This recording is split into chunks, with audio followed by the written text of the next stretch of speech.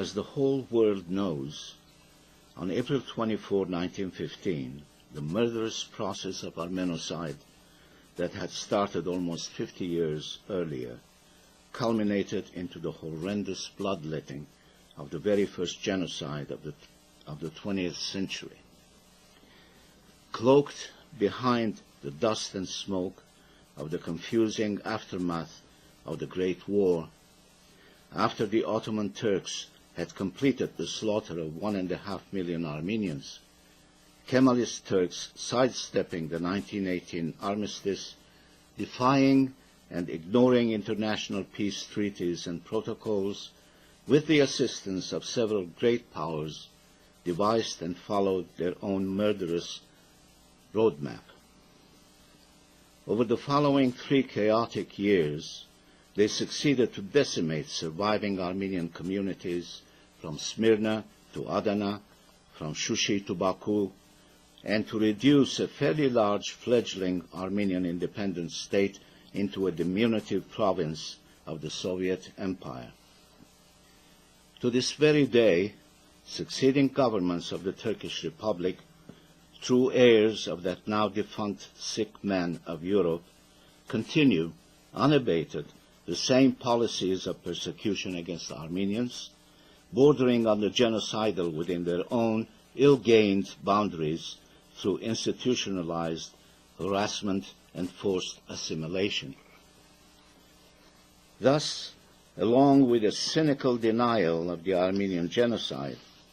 Turkey has chosen to perpetuate that same genocidal process, which come next April will complete its 95th year. With these undeniable facts as a backdrop, the Turkish-Armenian negotiations for the normalization of relations between the two countries and the opening of borders were carried on behind a thick veil of secrecy and misrepresentation. Orchestrated by Switzerland, with the active participation and enormous pressure exerted by Turkish-oriented special interests in the United States and the European Union, the Armenian side was sure to end up with the short end of the stick. And sure enough, the resulting protocols, drafted without the representational participation of the Armenian people, paved the way for a roadmap that can lead only to the demise of the Armenian cause in its major aspects,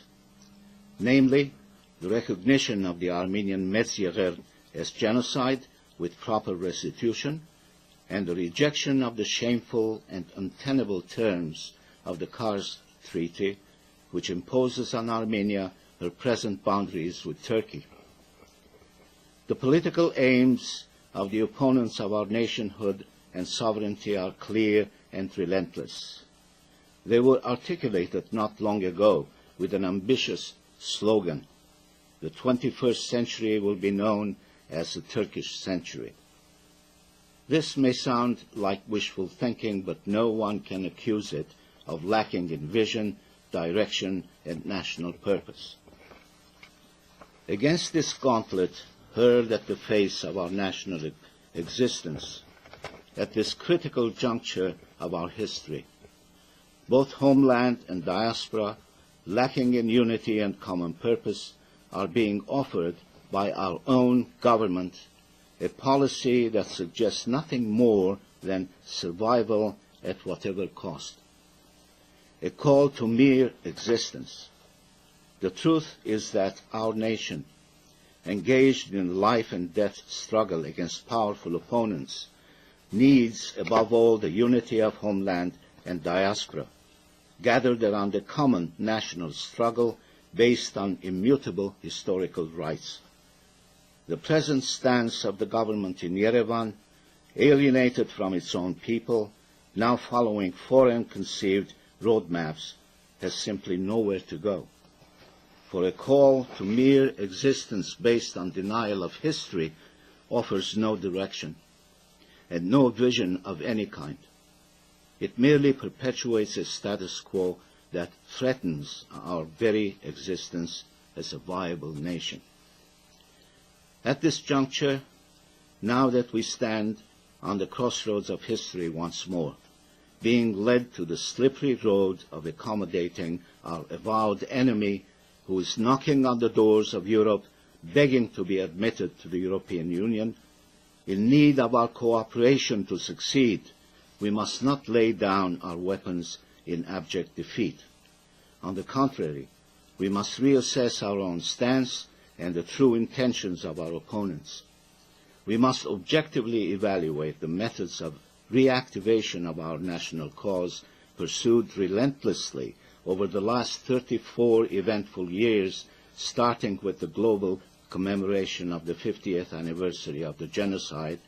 whose veracity is now being put to test by protocols signed by a misguided government of oligarchs who have, in truth, ceased to represent the Armenian people.